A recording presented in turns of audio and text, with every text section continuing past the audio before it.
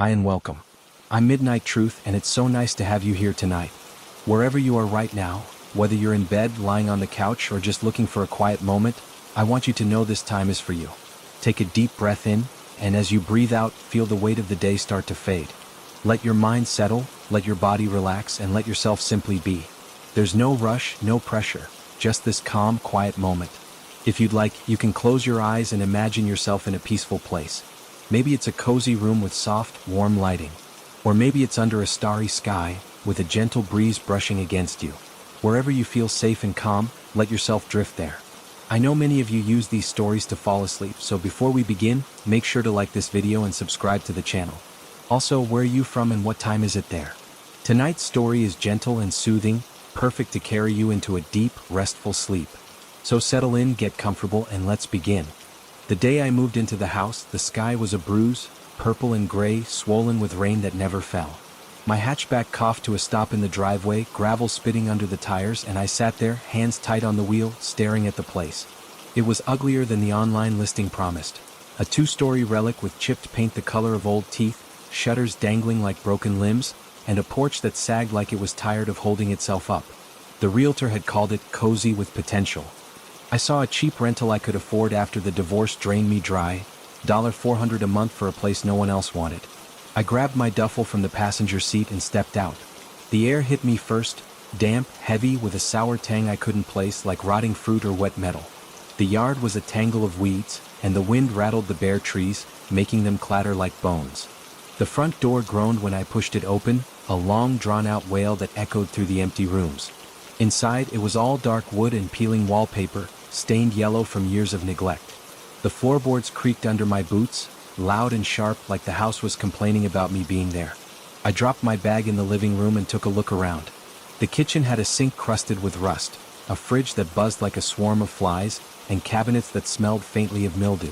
Upstairs, the 3 bedrooms were small, their slanted ceilings pressing down like the walls were closing in. The air up there was thick, musty, and I swore I caught a whiff of something acrid like burnt hair. I picked the room with the least dust and unrolled my sleeping bag on the sagging mattress. The movers wouldn't bring my stuff for a few days, so this was it. Me, a creaky old house, and a chance to start over after Sarah took the house, the dog, and half my soul. That first night, I ordered a pizza and ate it on the floor, my laptop propped on a cardboard box, streaming some dumb comedy to fill the silence. The house wasn't quiet though. It creaked and popped, like old joints stretching after a long sleep. I told myself it was normal. Old places do that, don't they? Settle, shift, breathe. I finished my food, brushed my teeth in the bathroom with its chipped sink, and crawled into the sleeping bag. The wind howled outside, slipping through the cracked windows, and I fell asleep to the sound of the house muttering to itself. The next morning, I met Mrs. Hargrove. She lived across the street in a neat little bungalow, all white paint and flower boxes. I was dragging my trash bin to the curb when she came shuffling over, her cane tapping the pavement like a metronome. She was old, maybe 80, with sharp blue eyes and a voice rough as sandpaper. "You the new one?" she asked, squinting at me. "Yeah," I said, wiping my hands on my jeans. "Matt, just moved in." She nodded, then turned those eyes on the house. "Hope you're tougher than the last ones." They didn't last a month. Ran out screaming one night, said the place was cursed, full of footsteps and whispers. Foolishness, probably. I laughed, trying to play it cool. Sounds like they watched too many movies. It's just old, right? Creaky. "Maybe," she said, but her mouth tightened. "It's got a past, that house. Been empty a long time for a reason. Don't go poking around too much. You might not like what you find." She turned and hobbled back to her porch, leaving me standing there, half smirking, half unsettled. Footsteps? Whispers. Small town gossip, I figured. People love a good story. I went back inside, the floorboards groaning louder than before, and started unpacking the few boxes I'd brought. The day passed quick. Work at the hardware store started tomorrow, and I needed to get my head straight. New job, new place, new me. That's what I kept telling myself. But that night, I woke up to something. It was faint, just a single thud downstairs, like a chair tipping over. I lay there, eyes open in the dark, waiting. The house was still, the wind quiet for once. Then it came again, thud, slow and heavy like a foot hitting the floor. My heart kicked up, but I stayed put, telling myself it was nothing. A pipe, a branch, the house settling. I rolled over, pulled the sleeping bag tighter, and tried to sleep. But as I drifted off, I couldn't shake the feeling that the sound wasn't random. that something was moving down there, testing the silence. The first week flew by in a haze of unpacking and learning the ropes at the hardware store. The job was simple: stocking shelves, cutting keys, helping old guys find the right screws. It was a relief after months of lawyers and dividing up my life with Sarah. I'd come home beat, cook something quick in the kitchen, usually ramen or eggs, and collapse on the mattress, which now had sheaths since the movers dropped off my stuff. The house was starting to feel like mine, quirks and all. Those quirks, though, they piled up fast. The floorboards creaked everywhere, but they were loudest upstairs, especially in the hallway outside my room. It was like the wood was talking, groaning with every step. The fridge buzzed nonstop, a low drone that got under my skin after a while.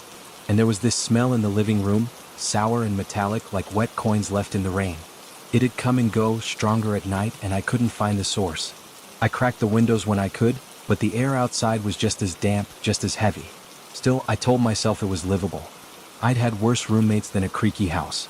Mrs. Hargrove's warning lingered, though. I didn't buy into ghost stories, never had, but every time I saw her fussing with her flowers, I wondered what she meant by a past. I didn't ask.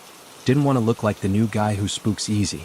Work kept me busy enough to ignore it, and Pete, one of the old-timers at the store, became a lifeline. He was in his 50s, grizzled, with a dry sense of humor that made the days bearable. The noises got worse that second weekend.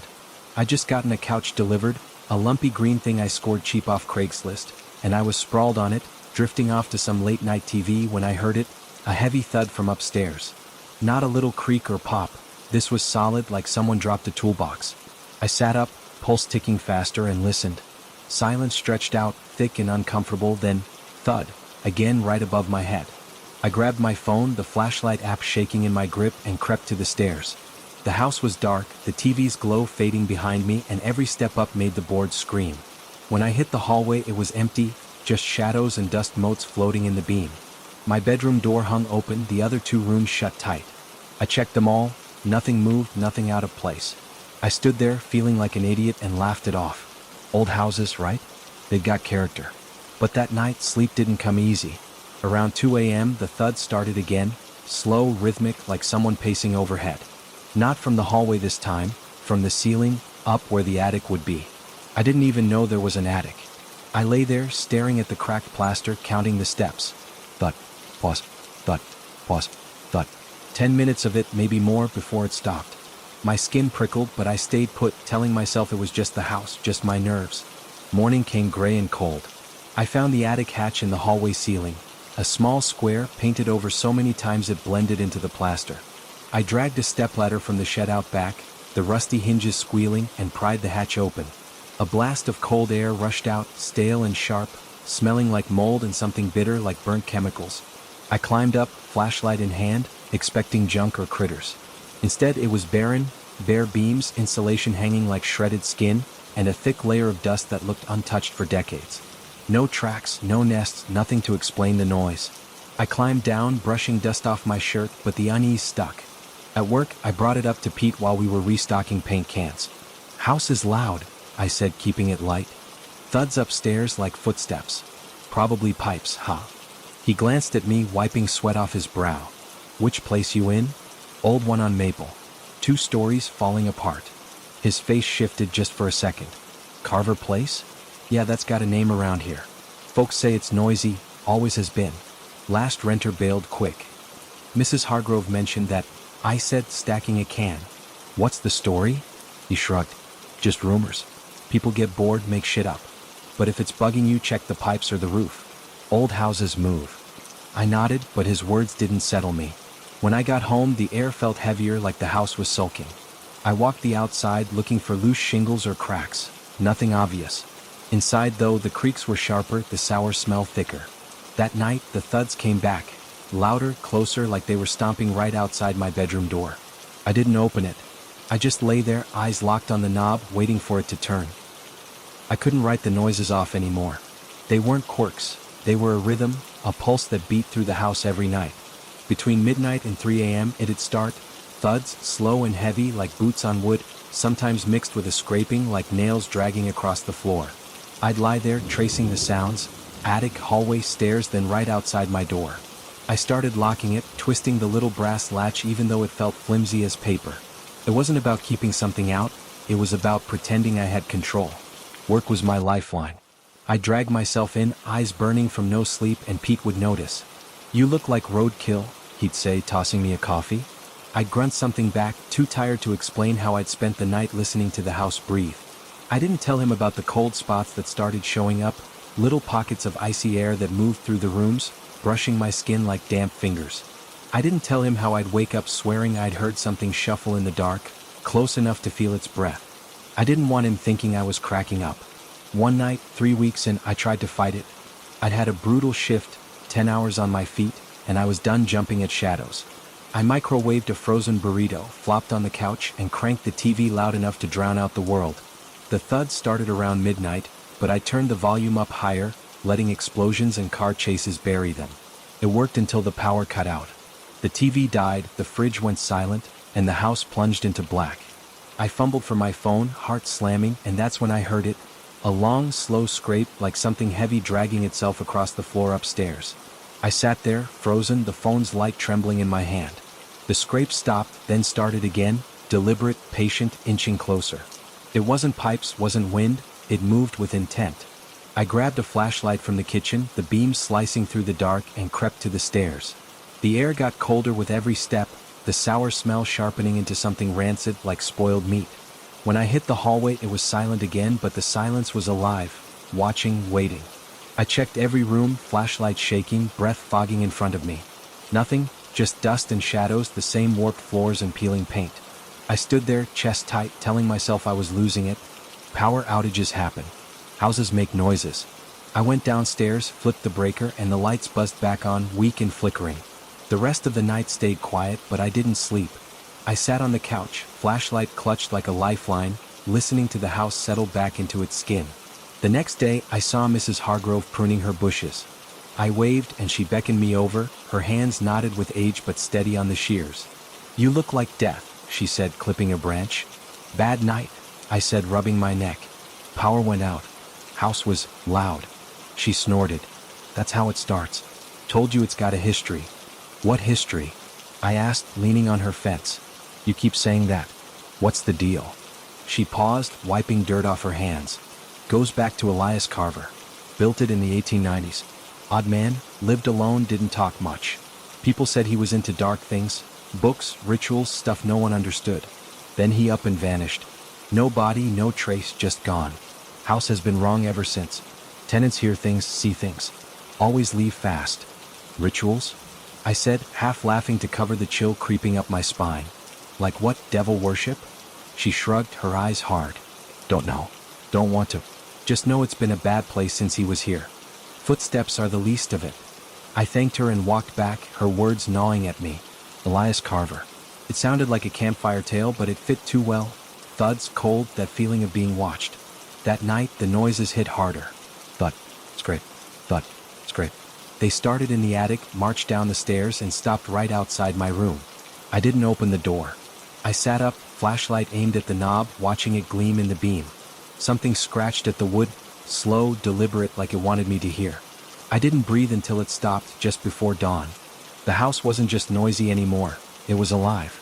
Every night, the sounds grew sharper, more insistent. Thuds turned into stomps, heavy and uneven, like something limping through the rooms. The scraping got louder, a jagged rhythm that clawed at my nerves. And the cold, it wasn't just spots now.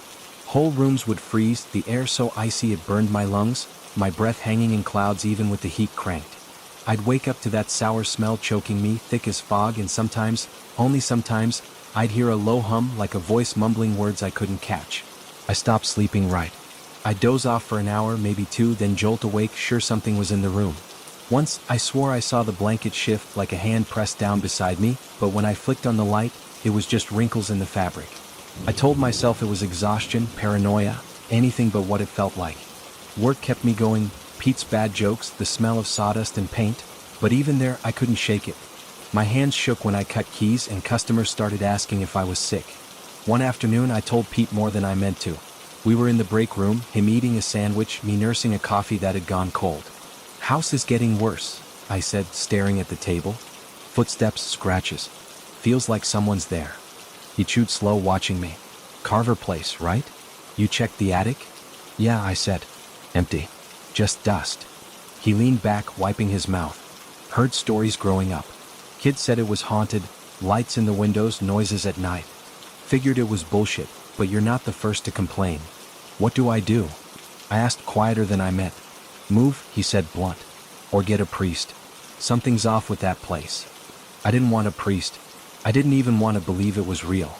But that night I couldn't ignore it anymore. I stayed up, flashlight and a kitchen knife on the coffee table, waiting. The thud started at 1 a.m., loud, angry, shaking the ceiling. I climbed the stairs, knife in hand, the air so cold my teeth ached. The hallway was pitch black, the flashlight beam swallowed by the shadows.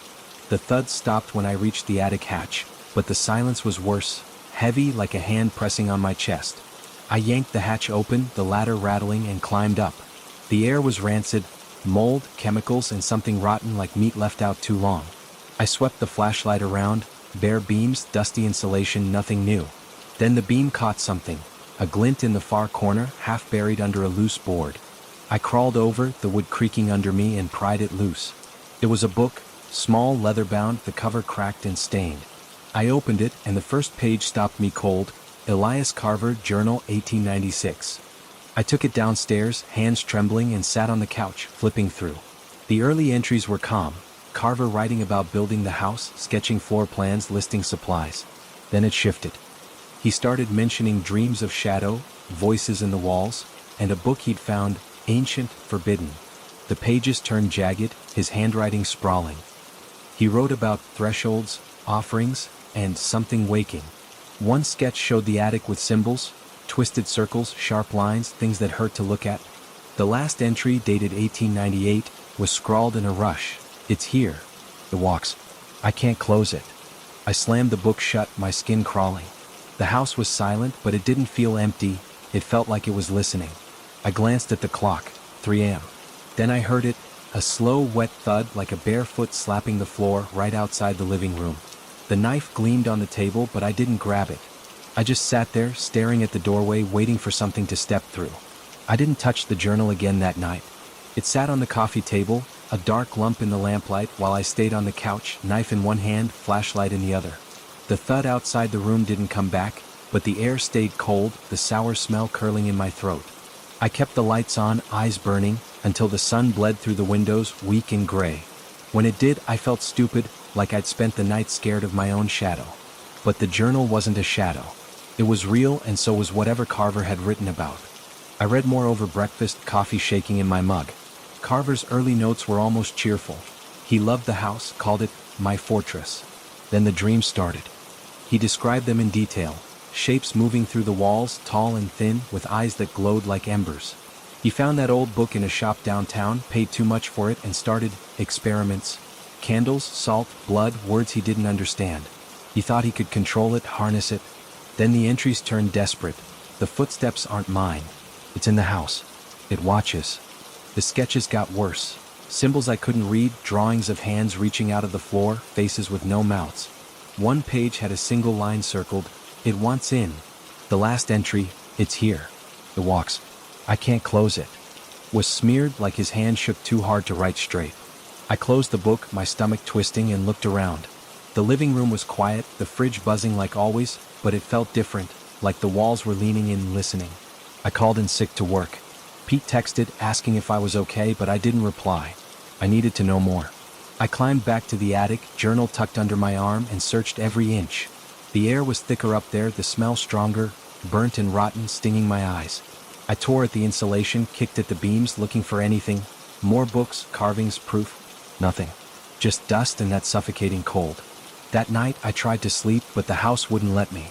The thuds started early, 11 p.m., and they were furious, slamming through the attic like something raging against the walls.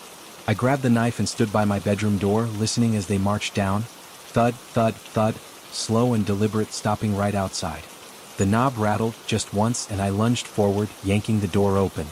The hallway was empty, but the air was ice, my breath fogging in the flashlight beam. Something moved at the far end, a flicker, tall and thin, gone when I blinked. I followed, knife raised, heart hammering. The stairs creaked under me, louder than ever, and the living room was dark, the power out again. The sour smell hit me like a wave, and I swept the flashlight around. The couch was there, the TV off, but the air shifted, cold, heavy, pressing on my chest. Then I saw it, a shadow stretched and wrong standing by the window. Not a trick of the light, it was solid, edges sharp, head tilted like it was studying me. I yelled, swinging the knife, and it vanished, the flashlight clattering to the floor. I didn't sleep. I sat on the couch, knife across my lap, until morning. The power flickered back on at dawn, the fridge humming like nothing happened. But I knew what I'd seen, tall, thin, watching. And I knew it wasn't done with me. I couldn't stay locked in the house all day, I'd go nuts. So I went to work even though I was a walking corpse. Pete cornered me by the paint aisle, arms crossed. "You're not sick," he said, eyes narrow. "Spill it." I hesitated, then let it out. The thuds, the journal, the shadow. I waited for him to laugh, call me crazy, but he didn't.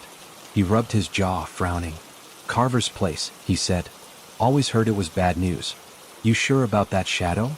"Clear as day," I said, voice tight. "Tall, thin, just there." He whistled. "Talk to Hargrove. She's old as dirt, might know something." I didn't want to, but after my shift I stopped by her place. She was on her porch, knitting, and waved me up like she'd been expecting me. "Thought you'd come back," she said, needles clicking. "What's it doing?" I told her. Thuds, cold, the shadow. She didn't flinch, just kept knitting. "Sounds like Carver's mess," she said. "My grandpa saw him once, tall, skinny, eyes like holes. After he disappeared, folks said the house kept him, or something he dragged in. He messed with things, doors, gates, whatever you call it. Whatever's there, it ain't him anymore." "What do I do?" I asked, gripping the porch rail. "Get out," she said flat. "It feeds on you staying. Won't stop till you're gone or worse." I wanted to run right then, lease be damned. But I'd poured everything into this. Deposit, first month's rent, what little I had left. I couldn't just walk away. Not yet. That night I tried to fight back. I sat in the living room, journal open, every light blazing, reading Carver's words for clues. He'd written about binding something, salt, blood, symbols, but it failed. "It broke free," he scrawled. "It laughs." I shivered, the words sinking in. Around midnight, the thuds hit, attic, hallway, stairs, then the hum started, low and guttural like a throat full of gravel. The lights flickered, the air froze, and the smell choked me, rotten, wet, alive. I stood, journal in hand, and shouted, "Go away!" The hum stopped. The lights steadied. I held my breath, waiting, but the house stayed quiet, the first silent night in weeks. I laughed, shaky, thinking I'd won. I went to bed, knife by my pillow, and slept hard. When I woke up, the journal was gone. The table was empty, the room undisturbed. I tore the place apart. Couch cushions, kitchen drawers, under the bed. Nothing. It was like the house had eaten it. I stood there, chest heaving, knowing I hadn't moved it. Something else had. The journal disappearing broke something in me. I'd clung to it like a map, a way to understand the madness, and now it was gone, stolen by the house or whatever lived in it. I didn't sleep that day. I sat on the couch, staring at the empty table, the sour smell creeping back, sharper now, like blood and decay. Every creak, every hum felt like a taunt. I couldn't stay there, but I couldn't leave, not yet. Work was a blur. Pete saw the bags under my eyes, the way my hands shook, and pulled me aside. "What now?" he asked, voice low. "It took the journal," I said, barely whispering. "It was there, then it wasn't." His face hardened. "You're not imagining this. Get proof, record it. If it's real, you'll have something." I nodded, numb. That night, I set up my phone on the coffee table, camera rolling, pointed at the room. I sat with the knife, waiting. The thud started at 1 a.m., slow, heavy, circling the house. The air turned cold, the hum slithering in, muttering nonsense. The lights flickered, and I saw it, a shadow tall and jagged, sliding across the wall. I swung the knife, yelling, and it was gone. The room went still, the power steadying. I checked the footage at dawn, heart in my throat. It showed me sitting there, the lights flickering, but no shadow, no hum, just static, loud and grating where the sound should have been. Whatever it was, it hid from the lens. I showed Pete the next day, hands trembling. "Creepy," he said, watching it twice. "But it's not enough. Could be a glitch." "It's not," I snapped. "I saw it." He didn't argue, just nodded. "Then you need to go. Now." I packed that night, just essentials, a bag I could carry. The thud started as I zipped it up, louder, slamming the walls like fists. The lights died, the air froze, and the hum roared, angry, alive. I ran for the door, but it wouldn't open, jammed, locked, like the house was clawing it shut.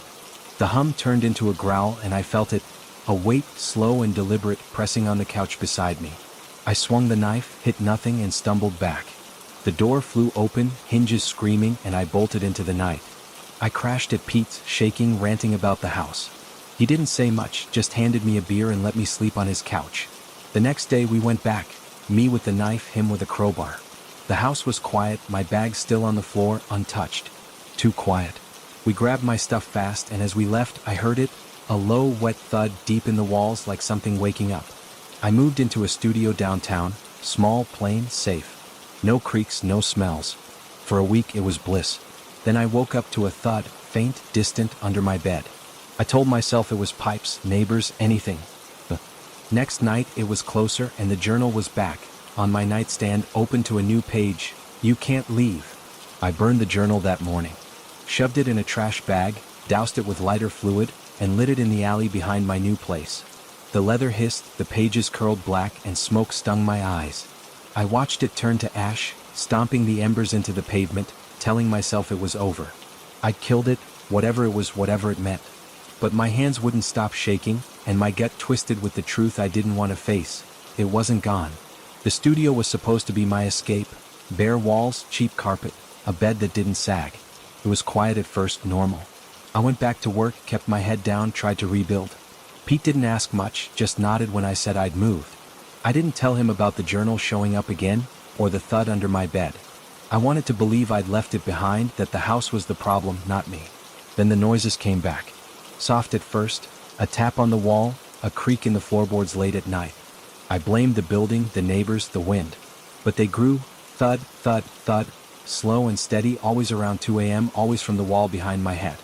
I'd lie there, eyes wide, counting them, waiting for them to stop.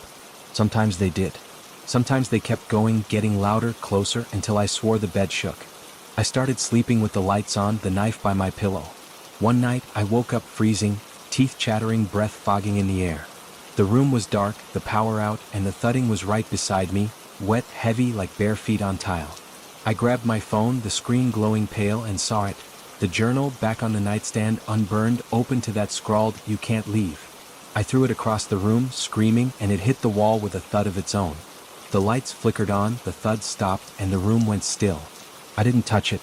I left it there, pages splayed, and stayed awake until dawn. The next day, I went to Mrs. Hargrove. She was in her garden, pulling weeds, and looked up when I stumbled over. "You didn't run far enough," she said, brushing dirt off her hands. "It's here," I said, voice cracking. The noises, the journal, it followed me. She nodded like it was no surprise.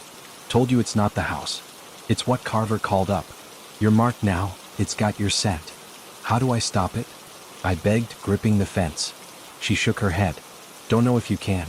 He opened a door and it don't shut easy. Maybe someone who knows the old ways, priest, whatever. But it's in you now." I left, hollowed out. That night, the thuds were deafening, slamming the walls, rattling the windows. The hum came back, a guttural chant that vibrated in my chest. I grabbed the journal, flipping through, desperate. One page caught my eye, a sketch of a circle, symbols scratched around it, labeled binding. Carver wrote, "It holds, but it weakens. Blood and will." I didn't know what it meant, but I tried. I drew the circle on the floor with salt, copied the symbols with a marker, shaking so bad the lines wobbled. The thud stopped as I worked, the air turning still, too still. I sat in the middle, journal open, and waited. The room stayed quiet, the cold fading. I laughed hoarse, thinking I'd done it. Then I heard it, a slow, wet scrape like something dragging itself across the floor, right behind me. I turned, and the shadow was there, tall, thin, its edges fraying like torn cloth. It loomed over the circle, head tilted, and I felt it, pressure, heavy and alive, pushing against the salt. The hum started again, low and mocking, and the salt shifted, grains sliding out of place. I yelled, "Stay back," and it froze, quivering, but didn't leave. The air turned sour, my skin crawling, and I knew it was waiting, testing me, biding its time. I didn't move from the circle that night. I sat there, knees aching, salt dusting my jeans, watching the shadow flicker at the edge. It didn't cross the line, but it didn't leave either. Just hovered, tall and jagged, its head cocked like it was listening. The hum pulsed in my skull, words I couldn't grasp, and the sour smell thickened, coating my throat.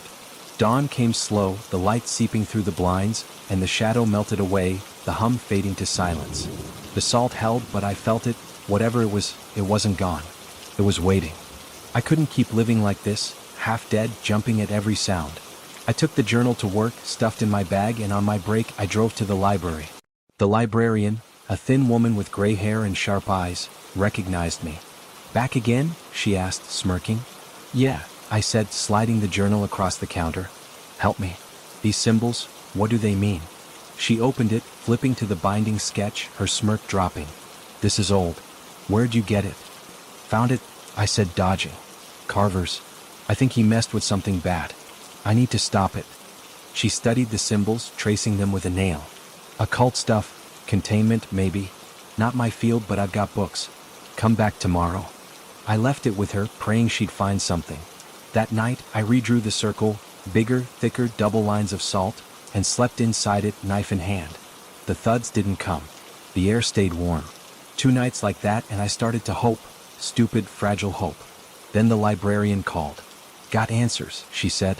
After closing, I met her at dusk, the library empty. She had a stack of books, ancient, leather cracking, and open one next to the journal. "This," she said, pointing to the sketch, "is a binding sigil. Traps something, spirits, entities. The symbols focus it, but it's incomplete. Needs an anchor, something tied to it, or you. Blood can work, but it's dangerous. And a name. You have to call it." "A name?" I asked, stomach dropping. "Carver knew it," she said. "Check his notes. He woke it, he named it." I flipped through the journal, hands sweaty. One entry, buried in the madness, jumped out. "It calls itself Nath. It whispers power, but it hungers." Nath. The word felt wrong, like it stuck in my throat. "That's it," I said. "Nath." She nodded. "Use it. But it's strong, stronger than Carver. Be careful." I drove home, mind racing. That night, I drew the circle again. Salt, marker, blood from a cut on my thumb smeared on a rock I found outside. I sat inside chanting, "Nath, stay back. Nath, stay down." The thuds started, violent, shaking the floor, but the salt held. The shadow came, towering, its edges bleeding into the dark. I kept chanting, voice cracking, and it pressed closer, the hum roaring in my ears. The salt trembled, grains bouncing, but it didn't break. Then it screamed, a wet, tearing sound that clawed at my brain. The lights flickered, the air turned frigid, and the shadow shrank, pulling back. The room steadied, the cold lifting. I sat there, panting, the rock slick with blood, and thought I'd won. The next night it broke through. The thuds shook the walls, the salt scattered like sand in a storm, and the shadow loomed, bigger, its head splitting into a grin I couldn't see but felt. I yelled the name, "Nath," and it laughed, a sound like drowning before vanishing. The rock rolled away, cracked in half, blood pooling under it. I didn't sleep after that. I sat in the wrecked circle, salt crunching under me, the broken rock bleeding red into the carpet. The shadow's laugh echoed in my head, wet, deep, like it was choking on something alive. The air stayed cold, the sour smell festering, and I knew I'd lost. The binding hadn't held, it had barely slowed it. Nath, whatever it was stronger than Carver's scribbles, stronger than me. I called Pete at first light. He answered, voice thick with sleep. "Matt, what's wrong?" "It broke through," I said, trembling. "The circle, the name, everything. I need you." He was there fast, still in yesterday's clothes, eyes wide when he saw the mess. Salt, blood, the journal splayed open.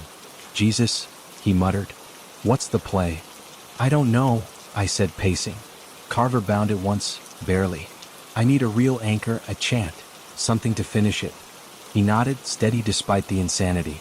"Let's dig into that book. Anything else?" We tore through the journal again. Carver's notes were chaos. Blood, salt, something precious. But no clear ritual. Pete suggested a cross, but this wasn't some movie ghost. It was older, hungrier. We needed more. I called the librarian, begging her to help. She met us at the library, unlocking the door after hours, and pulled out another book. Yellowed, stitched with thread, smelling like crypt dust. She opened it beside the journal. "Here," she said, pointing. "The anchor's personal, to you or it. Blood's a start, but it needs meaning. The chant's intent. Name it, command it." Carver half-assed it. "What's it want?" I asked, voice shaking. "You," she said, blunt. "Or what's left of you." We grabbed supplies, more salt, a knife, a chunk of quartz from Pete's truck, and went back. The apartment reeked when we walked in, rotten, wet, like a slaughterhouse. I drew the circle bigger, cut my palm deeper, blood dripping onto the quartz. Pete stood guard, crowbar ready. I chanted, "Nath, I bind you. Nath, stay down. Over and over, voice raw. The thuds hit like thunder, the walls cracking, plaster raining down. The shadow came, huge, its edges pulsing, eyes glowing like coals in the dark. I kept chanting, blood pooling, the quartz humming under my hand.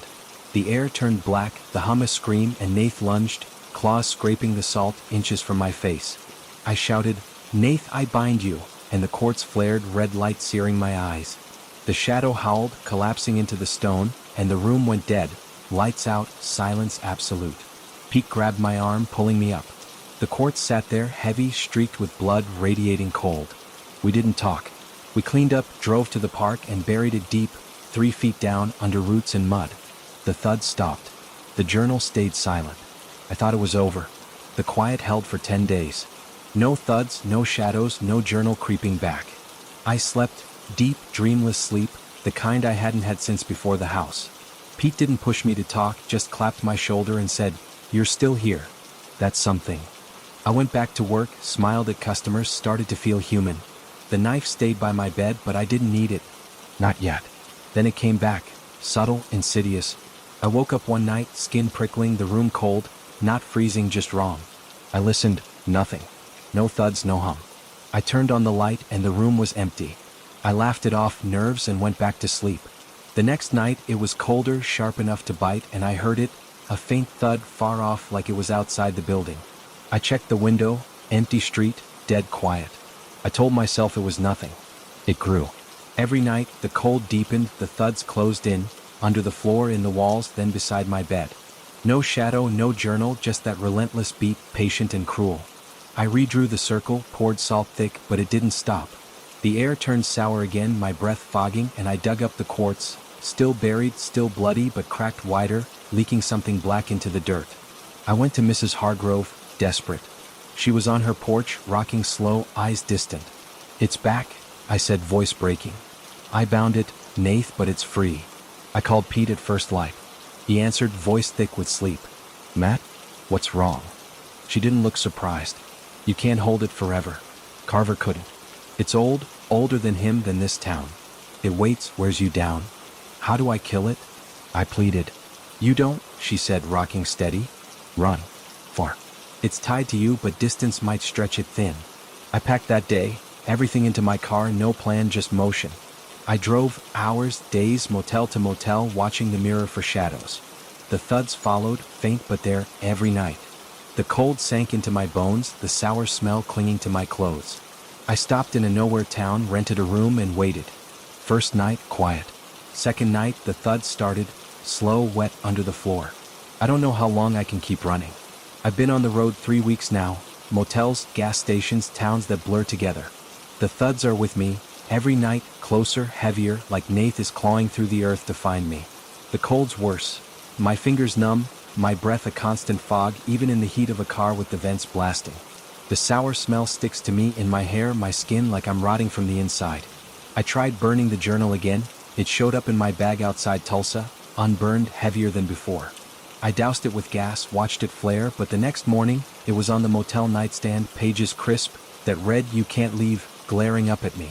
I've drawn circles, chanted the name, spilled my blood until my arms are a map of scars. Nothing holds. Nath laughs now, every night, that wet, drowning sound loud enough to shake my skull. Last night was the worst. I'd stopped in some nowhere place, Nebraska maybe, holed up in a motel with peeling paint and a flickering vacancy sign. I drew the circle, bigger than ever, salt piled high, the quartz, dug up again, blacker now, in the center. I chanted until my throat bled, "Nath, I bind you," and the thuds stopped. I thought I'd won just for a second. Then the lights died, the room plunged black, and the floor shook, slow, rhythmic, like a heartbeat under my feet. The shadow came, taller than ever, its edges fraying into claws, eyes burning red in a face that wasn't there. It didn't stay outside the circle this time. It stepped in, salt crumbling to dust, and stood over me. I felt it, weight, pressure, a hunger so deep it sucked the air from my lungs. The hum turned to words, garbled and wet. Mine. Always mine. I screamed the name, swung the knife, and it laughed, that choking, drowning laugh, before sinking into the floor, leaving me gasping in the dark. I left at dawn, car rattling, hands white on the wheel. The thuds followed, under the seats, in the trunk, vibrating through the metal. I hear them now as I sit in this diner, scribbling this on napkins because the journal won't stay gone. The air's cold, my coffee's steaming, but my breath still fogs. People stare. My eyes are sunken, my hands shake, but they don't hear it. Thud, thud, thud. It's in the booth with me, under the table, in the walls. The house on Maple Street is empty again, waiting, sagging, its windows black. I can't go back, but I can't outrun this either. Nath is patient. It doesn't need to chase. It knows I'll break. Last night, I felt it, something wet and heavy on my chest as I slept, pressing until my ribs creaked. I woke up alone, but the blanket was damp, streaked with black. I'll drive again tomorrow, keep moving, but it's closer every night. The thuds are louder, the cold sharper, and that laugh. It's in my head now, bubbling up when I close my eyes. If you find this, if you move into that house, listen hard. You'll hear it, the footsteps, the hum, the thing Carver woke. It's waiting just like it waited for me, and it's hungry.